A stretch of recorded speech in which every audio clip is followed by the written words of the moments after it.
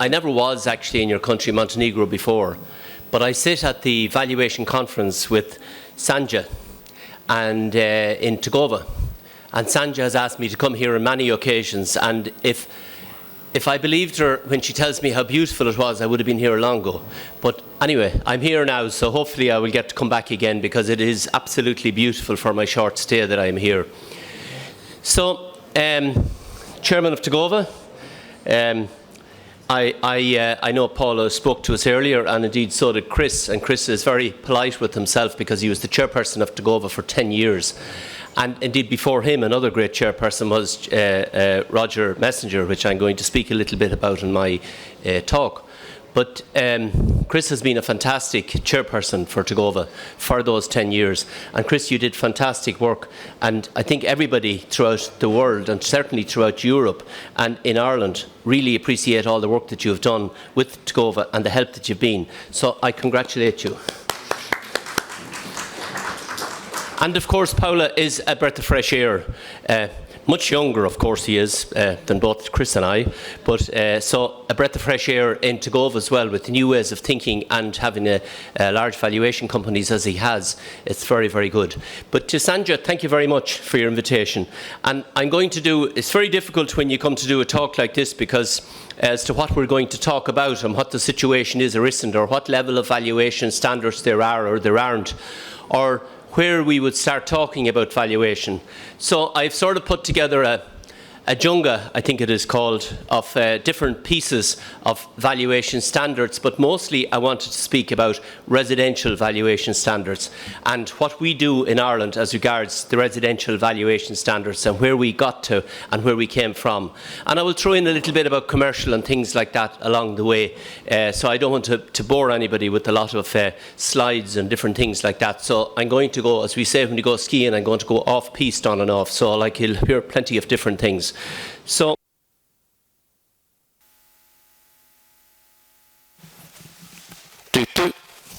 I'm going to start off by telling you, obviously, my name is Pat Davitt. I have been the CEO of the Institute of Professional Valuers in Ireland for 12 years. I've been a valuer and an agent all my life for the past over 40 years, and I have been a very interesting life and the changes that have been involved in all of the businesses of both valuer and estate agent in Ireland, but particularly in valuation, because in valuation and in Ireland, we'll start off here. In valuation and in Ireland, while the Institute always represented agents and valuers, but really the valuers never came to the fore because there was never valuation licenses or standards or things like that. But basically just a little bit about institutes, and I suppose the same from your own institute here. It was set up in 1971 by 10 people, and we now have 1,600 members. When I came to IPAV, there were 700 members, and I grew it as far as 1,600, which is a huge growth in that amount of years, in 12 years. So the aims of it is probably no different than what you have here. It's to provide an organisation to protect, advance and promote the professional standards, and the standards of valuation, the standards of estate agency, and the standards of from one to other, so the conduct of members to each other, etc.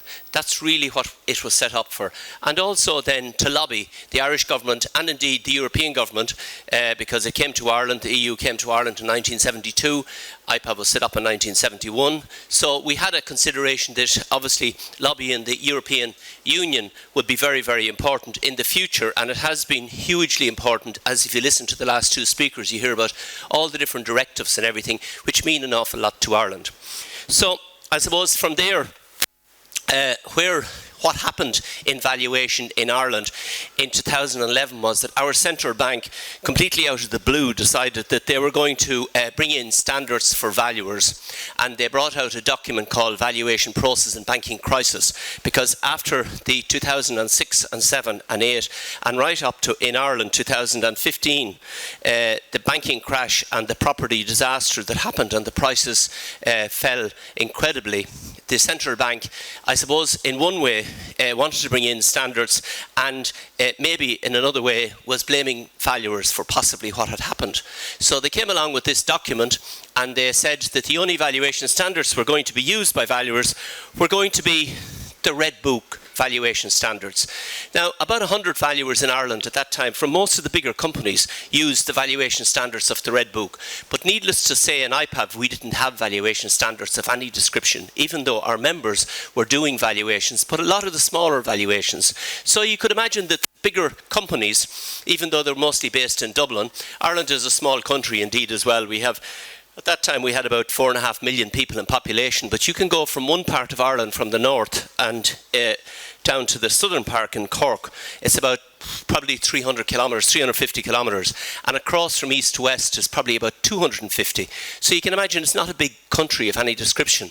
But most of the big valuers were based in Dublin, in the city, and in Cork as well.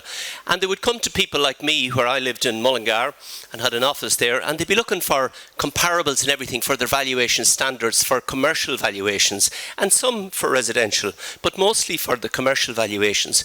And they were getting paid lots of money. And they were giving the agents throughout the country very, very little money. So we decided we'd put a stop to all that by bringing in our own valuation standards, but the central bank got there before us. So what the central bank said, that they were going to use the Red Book valuations, and as such, that really put a stop to IPAV and their valuation standards. They started from their point of view. So, as I said, we had no valuation standards, so what were we going to do? And lo and behold, we came, myself, who was on the board of IPAV at the time, I wasn't the CEO, was on the board, and we decided that we'd look to bring in our own valuation standards. So we looked to Europe, and we looked to Tagova. And we thought about it many times in Ireland. We thought about, if the Brits, as we call them, the English, if they left Europe, where would we be left if we had the Red Book? So we thought it was much better from our point of view to take the Blue Book into Ireland. It wasn't there previously. There was no valuation standards to go over there. So we thought it would be much better to bring in the Blue Book valuation standards. So I was shipped off to Tagova, to Rome at the time, and met with Roger Messenger, the same person I was speaking about a little while ago. And himself and Michael McBreen at the time, and Chris as well, we discussed the valuation and the problems we had in Ireland. So we became AMAs. In the meantime, we discussed with the central bank, and we said to them, if we bring in the Blue Book standards, will you include them in our valuation standards in Ireland? And they agreed that they gave us a year to bring in the Blue Book standards. And if we were able to bring them in, we were able to have valuers able to do the valuations, that they would then consider putting them into their booklet, what they were going to bring out, their final booklet of valuation standards. So actually in 2012, as I say, we went to Tagova, we were made AMAs, and then we got the authority to give REVs, and we had two different courses for REVs. We brought in approximately 100 REVs in two different courses over a certain number of weeks and months, and all the type of things that went with it. And came back to the valuation committee of the central bank, and the central bank actually used the Blue Book standards as well as the Red Book standards. So bully, at least we were in the game. So our valuers then were in a situation where, when the Blue Book brought out their, or when the central bank brought out their final booklet, is there in the centre, and under 1.3 they said, example of valuation standards consistent with the principles, rules of international valuation standards are considered to be appropriate are, top of the bill, European Group of Valuers Associations, and obviously the RICS and Red Book afterwards. So from that day on, Ireland had two valuation standards, the Red Book and the Blue Book. So I suppose the important issues from our point of view were that the